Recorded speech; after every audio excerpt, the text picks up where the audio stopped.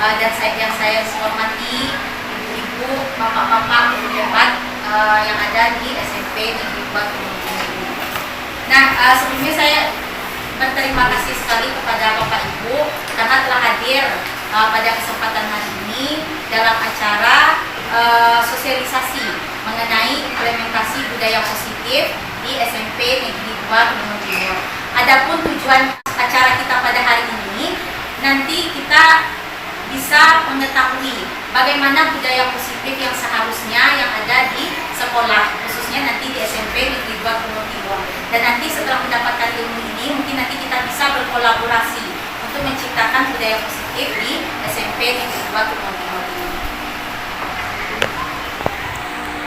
Nah, pada materi kali ini, budaya positif di lingkungan sekolah, ada 5 materi yang akan saya sampaikan. Yang pertama yaitu mengenai disiplin positif. Yang kedua mengenai kebutuhan dasar siswa. Yang ketiga yaitu mengenai posisi kontrol kita sebagai seorang guru. Dan yang keempat yaitu mengenai keyakinan kelas. Dan yang kelima yaitu mengenai segitiga restitusi, yang merupakan salah satu cara untuk menerapkan disiplin positif yang ada di sekolah kita. Nah, untuk yang pertama, kita bahas dulu mengenai disiplin positif. Sebelum masuk ke materi disiplin positif, saya ingin mengajukan beberapa pertanyaan dulu ya. Nah, pertanyaan pertama, bagaimana cara membuat murid kita disiplin? Itu dulu pertanyaan kita ya. Yang kedua, siapakah yang bisa mendisiplinkan murid? Apakah guru bisa mendisiplinkan murid?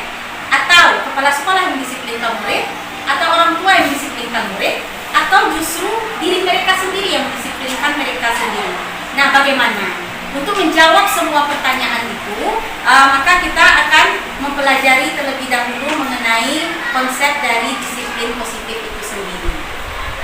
Nah, konsep disiplin positif itu kita mulai dari Bapak Pendidikan kita, yaitu dari Bapak Ki Hajar Dewantara. Di sini Bapak Ki Hajar Dewantara menyatakan bahwasanya di mana ada kemerdekaan, disitulah harus ada disiplin yang kuat. Jadi artinya kemerdekaan itu bisa muncul karena ada disiplin yang kuat, seperti itu.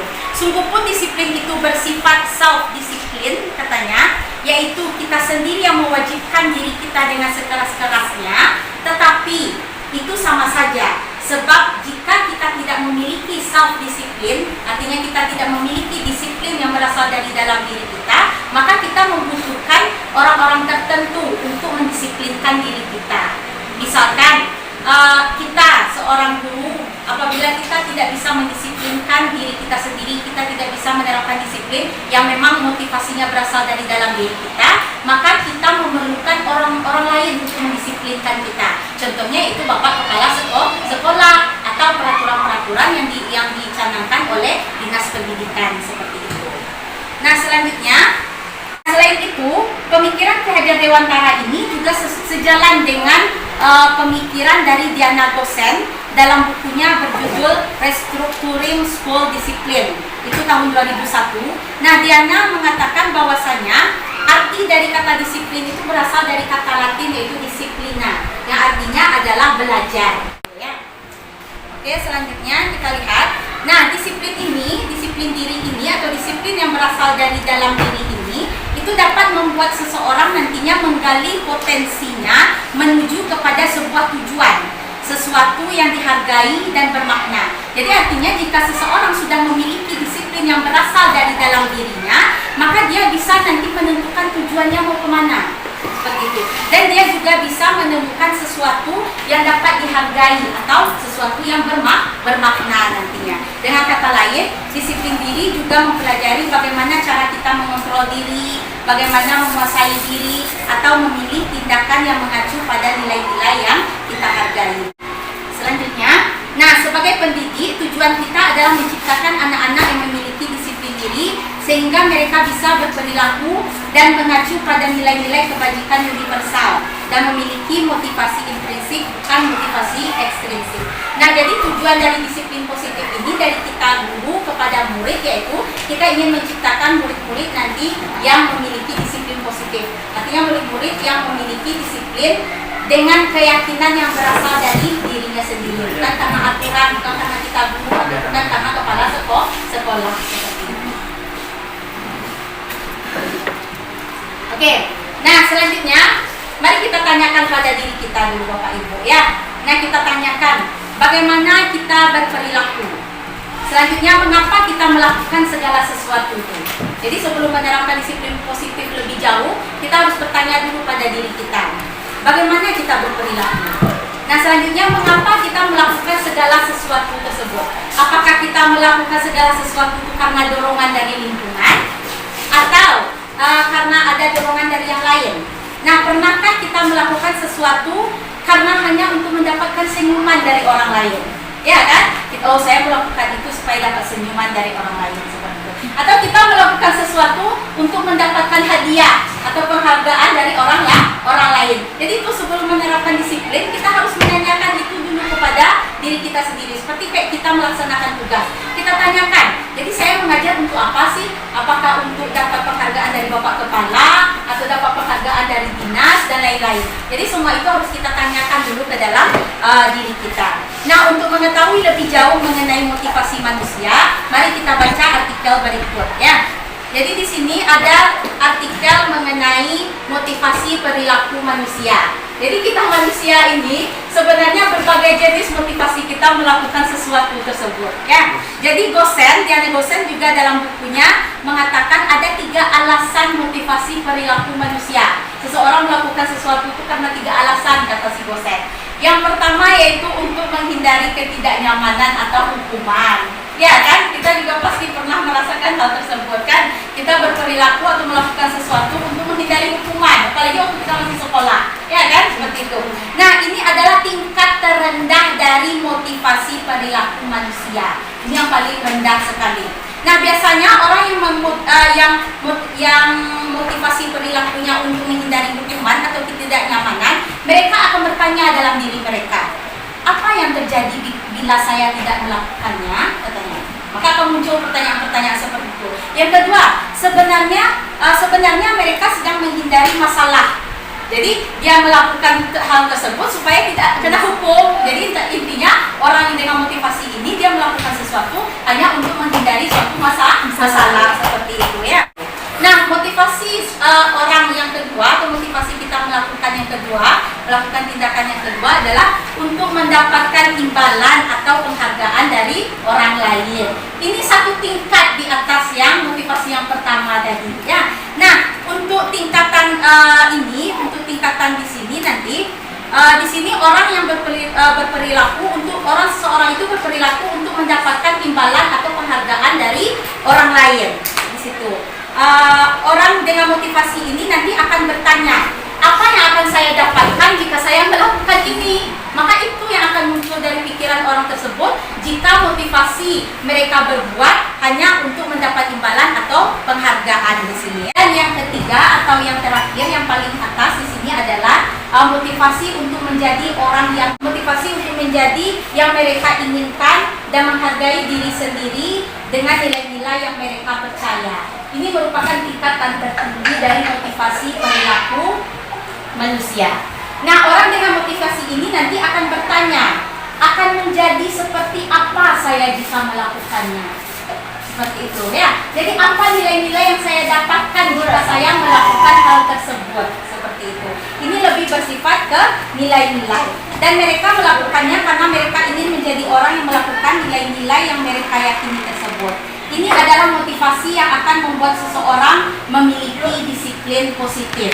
Ya, karena motivasi perilakunya bersifat internal bukan eksternal. Jadi dasar dari kita melaksanakan disiplin positif ini yaitu mulai dari motivasi yang ketiga ini. Kita melakukan sesuatu itu karena memang itu kita inginkan dan kita menghargai nilai-nilai yang akan kita dapatkan dari tindakan yang akan kita lakukan tersebut. Itu dia. Oke, selanjutnya tujuan dari disiplin positif ini adalah menanamkan motivasi yang ketiga pada murid kita. Jadi tujuan dari disiplin positif ini pastinya untuk menanamkan sifat yang ketiga kepada siswa-siswa kita. Kita ingin siswa-siswa itu memiliki disiplin yang betul-betul dari dalam dirinya, bukan karena hukuman tadi, bukan karena imbalan dari kita, tapi memang dari diri mereka sendiri seperti itu. Nah, pertanyaannya sekarang, bagaimana cara kita guru dapat menanamkan disiplin positif kepada murid-murid kita? Nah, bagaimana cara dasar siswa. Ya, jadi kita harus tahu dulu kebutuhan dasar dari siswa-siswa kita. Ada 5 kebutuhan dasar siswa. Yang pertama yaitu kebutuhan untuk bertahan hidup.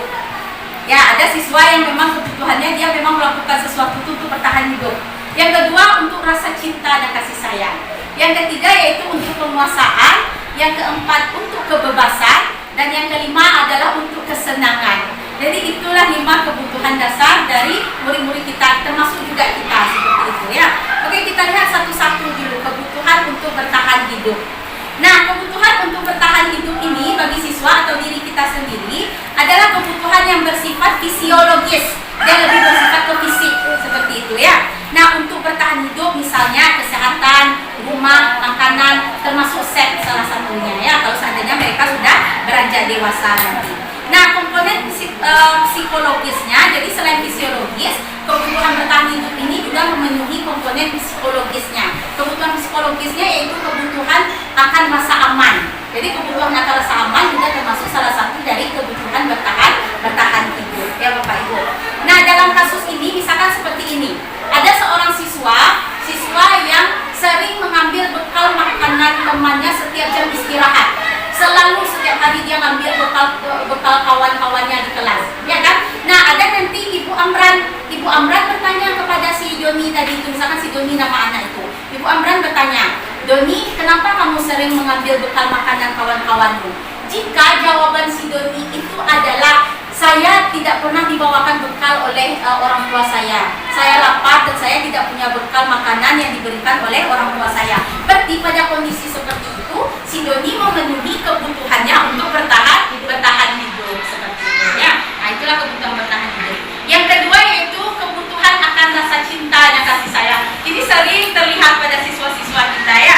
Nah, di sini kebutuhan ini merupakan kebutuhan psikisnya, kebutuhan jiwanya. Dia ingin diperhatikan, dia ingin mendapatkan cinta dan kasih sayang dari guru-gurunya. Ini biasanya terjadi pada siswa-siswa yang sering cari-cari muka lah kepada kita, ya kan? Dia pengen kita puji, pokoknya kita pengen memperhatikan dia lah selalu. Berarti siswa-siswa yang seperti itu, berarti dia memiliki kebutuhan, ingin memenuhi kebutuhan cinta dan kasih sayang. Nah, selanjutnya kita lihat lagi posisi kontrol. Jadi menyikapi siswa dengan kebutuhan yang 5 tadi, bagaimana seharusnya kita guru bertindak atau bagaimana posisi kita bertindak. Maka itulah yang disebut dengan posisi kontrol. Jadi posisi kontrol kita guru itu ada 5 pula Bapak Ibu. Yang pertama nanti sebagai penghukum. Pada posisi kontrol sebagai penghukum ini, seorang penghukum bisa menggunakan hukuman fisik atau hukuman verbal. Orang-orang yang menjalankan posisi penghukum ini nanti akan senantiasa mengatakan bahwa sekolah ini butuh sistem atau alat yang dapat lebih menekan murid-murid yang menerapkan posisi penghukum ini. Biasanya dia akan berkata, patuhi aturan saya, jika tidak bla bla bla, seperti itu ya. Nah, selanjutnya, kamu selalu saja salah. Berarti kalau kita sudah berkata seperti itu, artinya kita sudah sebagai penghukum. Kamu juga yang terakhir kali mengumpulkan tugas, seperti itu. Berarti kata-kata seperti itu juga termasuk posisi kontrol sebagai penghukum. Nah, guru seperti ini senantiasa percaya hanya ada satu cara untuk pembelajaran bisa berhasil, yaitu dengan caranya dia. Ada posisi kontrol kita yaitu membuat anak itu merasa bersalah. Ya, jadi membuat orang merasa bersalah. Pada posisi ini biasanya guru akan bersuara lebih lemah lembut kita kepada anak, ya kan? Nah, membuat orang merasa bersalah ini akan menggunakan keheningan untuk membuat orang lain merasa tidak nyaman, bersalah, dan rendah diri nantinya. Biasanya kalau kita ingin membuat anak kita merasa bersalah, maka kata-kata kita yang akan muncul akan seperti ini nanti. Ibu sangat kecewa sekali kepada kamu. Nah, kalau kita sudah mengeluarkan kata seperti itu, berarti posisi kontrol kita adalah membuat orang merasa bersalah. Selanjutnya, sudah berapa kali Bapak beritahu kepada kamu? Seperti ini juga. Seperti itu ya. Selanjutnya, bagaimana coba kalau orang tua kamu tahu kalau kamu berbuat seperti ini? Nah, berarti posisi kita di sana adalah membuat orang merasa bersalah. Nah, di posisi ini murid akan memiliki penilaian diri yang buruk tentang diri mereka. Seperti itu, murid akan merasa tidak berharga dan telah mengecewakan orang-orang yang disayanginya. Seperti itu. Dan yang berikutnya adalah posisi kontrol yang ketiga adalah sebagai teman. Nah, guru pada posisi ini tidak akan menyakiti murid. Namun dia akan tetap berupaya mengontrol murid melalui pendekatan atau persuasif di sini. Nah, posisi teman pada guru bisa bersifat negatif dan bisa bersifat positif. Ini yang harus hati-hati. Jadi tidak semua posisi kontrol sebagai murid itu akan bersifat positif, ya kan? Nah, di sini positifnya akan muncul hubungan baik atau terjalin hubungan baik antara guru dengan murid. Nah, guru di posisi teman menggunakan hubungan baik dan humor untuk mempengaruhi seseorang. Mereka akan berkata, ayolah bantu demi Bapak ya. Tidak apa-apa ya, dilanjut aja ya Pak Ibu ya. Guru itu akan berkata, ayolah bantu demi Bapak ya, seperti itu. Nah, ayo, tidak ingat kalian bantuan Bapak kepada kalian apa, seperti itu. Jadi dia memposisikan dirinya sebagai teman. Selanjutnya, ya sudah, tidak apa-apa, biar nanti ibu atau bapak yang membereskan, seperti itu. Misalkan ada anak yang melakukan kesalahan, kita yang membereskannya. Berarti posisi kita di sana adalah sebagai teman, itu positifnya. Nah, ada pula hal negatif dari posisi sebagai teman ini adalah bila suatu saat guru tersebut tidak ada untuk murid, maka murid itu nanti akan kecewa dan berkata, saya pikir Bapak Ibu akan selalu ada untuk saya. Maka akan muncul kekecewaan seperti itu jika posisi kita adalah sebagai seorang teman di sana. Nah, hal negatif lain jika kita memposisikan diri kita sebagai teman adalah mungkin akan timbul suatu tindakan hanya untuk guru itu saja. Jadi dia melakukan hal positif hanya kepada guru yang dianggapnya teman tadi itu, sedangkan dia tidak menghargai lain guru-guru yang lain. Itu salah satu efek negatifnya apabila posisi kontrol kita menjadi teman. Tingkatan yang paling atas dari posisi kontrol kita sebagai seorang guru adalah sebagai manajer. Ya, di sini pada posisi akhir di sini adalah manajer adalah posisi monitor di mana guru berbuat sesuatu bersama murid dan mencari solusi dari kesalahan yang dilakukan oleh murid. Jadi istilahnya kita tahu kesalahan murid seperti ini, kita bersama-sama dengan murid untuk mencari solusi dari kesalahan yang mereka lakukan. Seperti misalnya seperti ini, siswa kita sering terlambat datang ke sekolah. Kita tanya kenapa dia sering terlambat. Jadi nanti kita dengan alasannya itu baru kita carikan dia solusi, bersama-sama mencarikan solusi. Tidak hanya dari kita solusinya, kita pancing juga dari mereka. Jadi kalau seandainya kamu seperti ini sering terlambat dengan alasan ini, bagusnya seperti apa ya untuk supaya tidak terlambat lagi, seperti itu. Nah, untuk pertanyaan-pertanyaan yang akan muncul jika kita sebagai manajer di sini, yaitu kita akan menanyakan lagi kepada mereka keyakinan yang mereka yakini tentang peraturan di sekolah. Misalkan dia sering terlambat, kita tanya lagi, aturan sekolahnya seperti apa yang kamu yakini? Seperti itu. Misalkan dia jawab, oh ya Bu, aturannya kita tidak boleh terlambat datang ke sekolah, bla bla bla. Selanjutnya kita akan bertanya, apakah kamu meyakini aturan tadi itu? Ya, saya yakini. Jadi kenapa kamu melakukan kesalahan? Gitu. Jadi kita pancing selalu sehingga nanti ujung-ujungnya kita bersama mereka mencari solusi dan dari permasalahan mereka, seperti itu. Nah, posisi kontrol yang terakhir inilah yang merupakan cikal bakal dari terbentuknya budaya positif atau disiplin positif di lingkungan sekolah kita. Oke, selanjutnya adalah mengenai keyakinan kelas. Nah, keyakinan kelas ini berbeda ya Bapak Ibu dengan peraturan. Kalau peraturan itu pasti datangnya dari kita. Kita selalu, kamu tidak boleh terlambat, kamu harus ini, kamu harus itu, semacam. Berarti itu peraturan. Nah, keyakinan kelas itu merupakan hasil pemikiran atau diskusi antara kita dengan siswa tentang sesuatu yang harus mereka yakini dan harus mereka jalani di dalam kelas. Jadi ini sebenarnya perlu kita lakukan untuk guru mapel atau guru wali kelas, biasanya dengan kelas kita sendiri. Kita buat suatu keyakinan kelas bersama mereka. Keyakinan kelas ini dia bersifat pernyataan-pernyataan universal dan dalam bentuk hal-hal yang positif. Jadi nanti mungkin kita para wali kelas atau guru mapel sebelum mulai PBM atau di tahun ajaran baru kan biasanya kita berdiskusi. Yuk anak-anak kita buat bersama keyakinan kelas. Misalkan keyakinan kelasnya kita pancing mereka, kalian pengennya kelas kita ini seperti apa saat pembelajaran. Oh misal Bu, saya inginnya kita masuk tepat waktu. Oke, berarti semua nanti harus meyakini hal tersebut. Dia tidak usah panjang-panjang, 5 aja udah cukup kayak gitu kan. Jadi kalau seandainya mereka melakukan kesalahan, kita kembalikan lagi keyakinan kelas dia tuh. Kalau dia terlambat, nah keyakinan kelas yang kamu yakini apa? Tidak boleh terlambat. Nah, kenapa kamu terlambat? seperti itu kita kembalikan lagi seperti itu. Tapi kalau kita tidak membuat aturan di awal, jadi mereka masuk seenak hatinya, keluar seenak hatinya, ya enggak itu, karena kita tidak pernah berkeyakinan kelas sama mereka seperti itu. Tapi kalau kita udah buat keyakinan kelas, kalau mereka melanggarnya, kita tanyakan lagi sama mereka.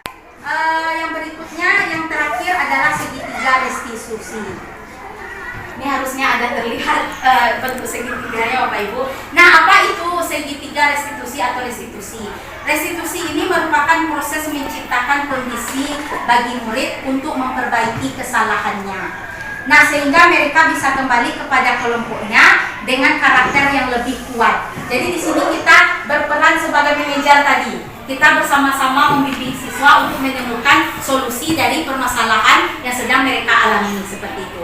Nah, ciri-ciri dari restitusi itu sendiri ada 5. Yang pertama adalah restitusi itu bukan untuk menebus kesalahan, namun untuk belajar dari kesalahan.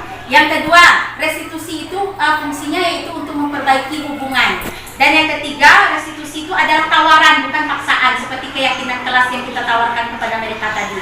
Yang berikutnya adalah restitusi menuntut untuk melihat ke dalam dirinya. Dan yang terakhir adalah restitusi untuk mencari kebutuhan dasar yang mendasari tindakannya, seperti itu. Nah, ada 3 bagian dari segitiga restitusi sesuai dengan sisi dari segitiga ya. Yang pertama adalah validasi tindakan yang salah.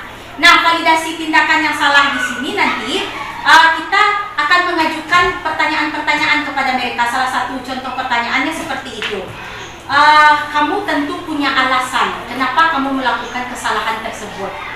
Nah, seperti itu. Jika kita sudah bertanya seperti itu kepada murid, artinya kita sudah memvalidasi tindakan mereka yang salah tadi. Nah, selanjutnya, adakah cara yang lebih efektif? Adakah cara yang lebih efektif untuk mendapatkan apa yang kamu butuhkan? Misalkan tidak hanya dengan jika dia terlambat, ada nggak cara lain supaya dia tidak terlambat? Berarti jika kita menanyakan hal seperti itu kepada siswa, berarti kita sudah memvalidasi tindakan mereka tadi. Yang kedua adalah menstabilkan identitas. Nah, pada saat menstabilkan identitas ini, kita akan bertanya kepada siswa tersebut. Setiap orang pasti melakukan kesalahan. Kita juga pernah melakukan kesalahan, kawan-kawan juga pasti melakukan kesalahan. Nah, jika sudah keluar itu dari mulut kita, itu artinya kita sudah menanamkan penstabilan identitas kepada mereka. Nah, cuma dari kesalahan itu kan tidak harus terus-menerus kita lakukan, kan? Kita mencari jalan keluar dari kesalahan yang dilakukan tersebut. Selanjutnya nanti, kamu bukan satu-satunya yang pernah melakukan ini. Jadi istilahnya orang lain juga pernah melakukan ini. Tapi bagaimana cara kita memperbaiki ke depannya. Dan yang terakhir adalah bagian yang terakhir adalah menanyakan keyakinan dia tadi. Nah, inilah di sini keyakinan kelas itu sangat penting. Kenapa? Kalau dia melakukan kesalahan, kita kembalikan dia ke keyakinan kelas dia tadi lagi. Nah, pertanyaannya mungkin di sini keyakinan kelas seperti apa yang sudah kita sepakati. Nah, dari keyakinan kelas itu apa yang sudah kamu lakukan? Nah, seperti itu. Jadi jika kita sudah bertanya seperti itu, berarti kita sudah melakukan proses yaitu menanyakan keyakinannya. Atau misalkan kamu ingin menjadi orang seperti apa nantinya? Seperti itu. Misalkan ada anak-anak yang malas membuat tugas macam, kita tanyakan sama mereka, apa kamu mau jadi apa nanti setelah besar? Nah, saya mau jadi ini, mau jadi itu. Apa kira-kira dengan tidak membuat tugas seperti ini, kamu bisa mencapai cita-cita kamu? Jika hal itu sudah kita lakukan, maka artinya kita sudah memenuhi bagian dari segitiga restitusi yang ketiga, yaitu mengenai menjalankan keyakinan seperti itu. Ini ada video mengenai disiplin positif itu karena mati lampu. Mungkin Pak Ari bisa tolong dilihatkan, Pak Ari. Pak Eri.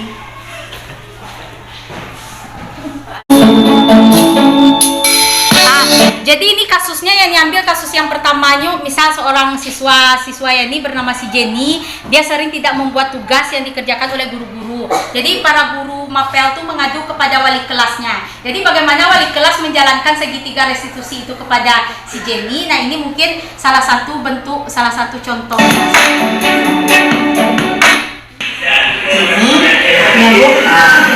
Jenny tahu kenapa ibu panggil ke sini. Karena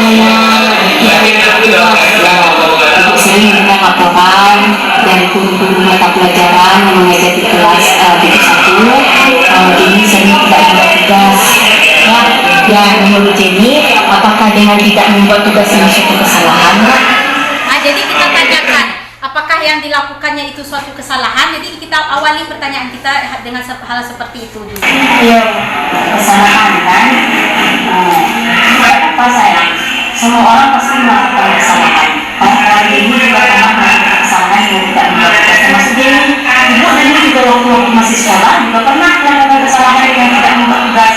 Sampai pernah juga ikut dihukum sama ibu yang penjara karena tidak membuat tugas. Sekarang ini tahun dan Jenny, apa kira-kira alasan ini tidak mengerjakan tugas? Nah, ini sudah masuk langkah kedua. Kita tanyakan apa alasan dia tidak membuat tugas. Sering membantu orang tua. Jadi karena membantu orang tua sempat lebih buat tugas. Itu nggak? Kira-kira ada nggak jalan keluar lain? Nah, kita tanyakan apa Ada jalan nggak keluar. jalan keluar lain sehingga nanti Jenny bisa tetap membantu orang tua, tetap bisa mengerjakan tugas yang dilakukan oleh orang lain. Ya, apa kira-kira? Nah, itu yang penting sekali. Ya, kita sebagai siswa nggak bisa dipungkiri juga. Kita harus menjalankan kewajiban kita sebagai seorang siswa. Kita harus menjalankan kewajiban kita kepada orang tua dan orang ibu. Tapi bukan berarti dengan membantu orang tua jadi tidak mengerjakan tugas yang diberikan oleh guru. Ya kan? Nah, itu yang penting. Nah, sekarang kita tanya lagi. Kira-kira kewajiban Jenny sebagai seorang siswa apa saja? Mengerjakan tugas. Terus apa lagi? Belajar, mengerjakan tugas guru, mendengarkan dan menghormati guru. Itu salah satu kewajiban dan kita sebagai seorang siswa. Nah, sekarang ditanya lagi, jadi punya cita-cita nggak? Apa cita-citanya? Cita-citanya waktu sekali jadi dokter. Kira-kira menurut Jenny, dengan tidak mengerjakan tugas, dengan tidak belajar, apakah Jenny bisa mencapai cita-cita Jenny? Dengan belajar bisa mencapai cita-cita nggak? Tentu saja tidak. Ya, jadi keimanapun Jenny punya cita-cita yang tinggi, kalau Jenny tidak belajar, tidak mengerjakan guru, tidak mengerjakan tugas guru, itu sulit sekali dicapainya, ya kan? Itu dia. Nah, sekarang apakah kira-kira kedepannya Jenny bisa menjalankan kewajiban Jenny? Menjalankan kewajiban sebagai seorang siswa, belajar, mengerjakan tugas, tapi kira-kira bisa mengikuti melakukannya? Bisa membagi waktu kedepannya. Jadi intinya itu nak membagi waktu. Luangkan waktu Jenny 1 jam saja untuk mengerjakan tugas yang diberikan oleh guru. 1 jam saja. Ya, misalkan pulang sekolah Jenny membantu orang tua mencuci semacam udah nanti. Berarti setelah asar berarti sama mama. Nah, di sini kita membimbing mungkin siswa itu untuk menemukan jalan keluar dari masalah yang sedang mereka hadapi seperti itu. Tugas itu pasti diizinkan sama orang tua, ya kan? Kerjakan tugas dari jam 4 sore itu sampai jam 5. Bisa kan? Jadi ke depannya akan mengerjakan tugas serius ya? Yang penting aja ya. Ya, oke Jenny. Nanti dilengkapi lagi tugas-tugas yang kita ya. Namanya lebih mendengar peluang-peluang dulu karena Jenny tidak mengerjakan tugas. Ya,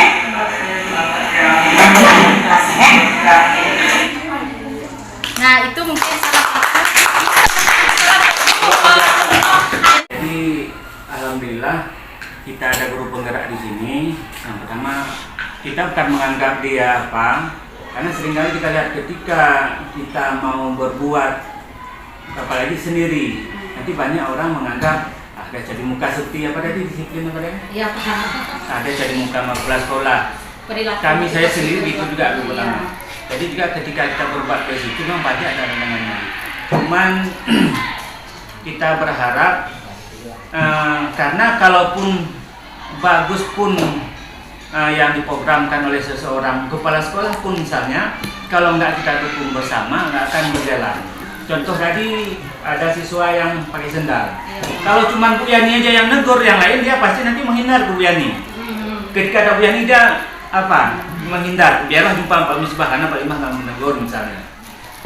Atau biasanya ke Bapak kalau udah Pak Muhammad lari dia. Jadi kita biasakan sekarang sama-sama. Kalau nggak sama-sama nggak tercapai semampu kita. Jika kadang-kadang seperti kita berbuat nggak diikuti dengan yang lain, kan anak-anak kadang-kadang karena pengaruhnya kecil. Coba kalau kita bersama-sama pasti pengaruhnya lebih besar. Makanya saya bilang, saya harapkan kepada guru semua, cobalah sama-sama kita lihat, contohnya sampah itu kalau satu orang yang selalu sebutkan, yang suruh atau yang memisah dan sebagainya, pasti anak-anak nggak seberapa pengaruh. Besoknya dia akan begitu lagi. Tapi itu coba si Pak Pulan juga menegur, Ibu Pulen menegur, artinya dia nggak bisa kemana-mana. Jadi semua nggak kita biarkan. Kemudian seperti disiplin tadi, kalau kita laksanakan bersama-sama, itu akan mudah tercapai. Ketika anak-anak sudah terlambat, kita tanyakan dulu gimana atau kenapa terlambat, jangan langsung kita menjustisnya. Kemudian anak-anak tadi kita coba, jangan kita yang menyalahkan. Jangan kita langsung kita bilang itu salah dia, tapi biarlah dia yang menemukan kesalahannya. Ada pembuat orang merasa bersalah. Memang kita kan nggak mungkin itu yang disampaikan sama Bu Yani tadi oleh ahli Goser tadi, mungkin itu saya rasa dari Dewan Guru di sini udah semua melaksanakan, cuman mungkin cara ataupun menerapkannya itu yang belum tahu, seperti hukuman tadi, kemudian meyakinkan siswa itu tadi. Cuman salah satu yang ingin saya tanyakan ataupun beri masukan nanti dari Dewan Guru, apakah nanti kan ada cuman tidak semua Dewan Guru, ada sebagian Dewan Guru maksudnya ketika misalnya anak-anak tidak membawa buku paket atau tidak mengerjakan tugas, apakah hal itu pantas kalau anak-anak suruh berdiri di luar gitu sampai jam pelajaran habis, atau tidak ada hukuman lain selain daripada anak-anak berdiri di luar yang lebih meyakinkan anak-anak tadi? Itu aja mungkin sedikit pertanyaannya. Terima kasih kepada Bu Nuri atas pertanyaannya. Jadi intinya di sini pertanyaan Bu Nuri seperti ini. Jadi jika ada pelanggaran siswa di dalam kelas, seperti siswa tidak bawa buku paket, kita beri dia hukuman dengan keluar kelas atau belajar di luar segala macam seperti itu ya. Nah, kalau menurut saya sendiri itu kita kembalikan lagi ke posisi kontrol tadi. Nah, jadi langkah pertama yang kita lakukan yaitu memang memposisikan diri kita sebagai seorang manajer dulu kepada siswa tersebut. Sebagai manajer berarti kita akan bertanya kepada dia lagi aturan kelas kita seperti apa. Nah, kan misalkan itu makanya jadi kita sebelum melakukan pembelajaran kita buat aturan kelas atau keyakinan kelas bersama mereka. Jadi membawa buku paket setiap pembelajaran. Kalau seandainya mereka tidak bawa, kita tanya lagi keyakinan kelasnya seperti apa. Seperti itu kan. Jadi kalau mereka sudah menjawab, kita tanyakan lagi. Nah, yang kamu lakukan apa? Dijawab lagi sama mereka seperti itu kan. Nah, apakah ini merupakan suatu kesalahan? Ya Bu, seperti itu. Jadi ini pas hari pertama misalkan seperti itu dia tidak bawa buku. Nah, kita kasih nasihat soal macam dengan posisi kita sebagai posisi manajer di sana ya. Kita tanya, kita yakinkan dia lagi, kita kembalikan dia ke keyakinan kelas. Tapi kalau pada saat pertemuan berikutnya itu masih tidak terlaksana, masih terjadi lagi, berarti kita boleh meningkatkan posisi kontrol kita. Jadi kita kembalikan pada posisi kontrol tadi itu. Itu kalau menurut saya. Mungkin bisa didiskusikan juga bersama-sama bersama Bapak Kepala juga Bapak Ibu. Kalau tadi jawab dari dia ini, mungkin ada dari guru-guru yang lain yang menambahkan atau mungkin memberi masukan. mungkin tambahan, ya mungkin langsung dari guru BK-nya boleh juga. Sebelumnya karena minat kita sharing ya, sesama guru. Saya pernah juga teringat pas saya kuliah kata dosen, kan kami guru BK ini kan banyak permasalahan siswa kan, ada yang cabut, ada yang tidak bawa buku paket. Nah di situ dosen kami mengatakan bahwa kalau misalnya kita masuk di dalam kelas itu, yang pertama seperti kata Ibu Eni tadi, jangan terlalu cepat menghukum seperti itu kan. sebaiknya kita lihat dulu siswa kita itu, seperti contohnya tidak membawa buku paket. Kita tanyakan dulu kepada siswa itu kenapa dia tidak membawa buku paket. Setelah itu setelah kita tanyakan apa jawaban dari siswa. Selanjutnya kita lihat juga di hari selanjutnya sudah berapa kali siswa tersebut tidak membawa buku paket. Bisa saja mungkin dia begadang malam, jadi dia tidak open roster buku apa saja yang dia bawa besok paginya. Nah, disitulah tugas kita sebagai guru, kita memperhatikan yang pertamanya tingkah laku siswa, baik itu fisik. Kita melihat matanya seperti apa, apakah dia misalnya orang yang suka begadang, apakah dia kalau misalnya yang laki-laki dia asik keluar malam kayak gitu. Ya, kalau misalnya yang ceweknya kita lihat karakter dia sehari-hari seperti apa dengan kawannya. Apakah dia asik dengan sekarang dengan handphone misalnya seperti itu.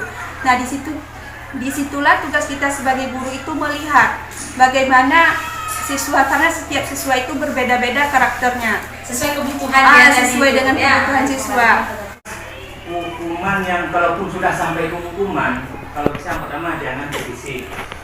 Kemudian seperti tadi berdiri di luar paling dari matahari, kalau bisa hindari, kecuali udah kelewatan tali misalnya. Masih ada mungkin sanksi-sanksi lain yang kita berikan, walaupun dia cuma dalam ruangan tersebut. Itu pada kita memanage. Daripada kita suruh dia keluar, kita soalnya di dalam kelas. Ini ada latihan buka buku aja tuh, lebih bapak itu lebih tahu. So paling tidaknya buka buku aja itu ada halaman sekian, ada latihan, coba mengerjakan. Dan mungkin kita dari pendapat berkaitan mengenai kehadiran siswa. Ada banyak faktor kenapa ketidakhadiran sekolah itu banyak pada siswa, selain dari mungkin faktor ekonomi, ada juga faktor memang keinginan mereka yang tidak mau sekolah, itu juga ada.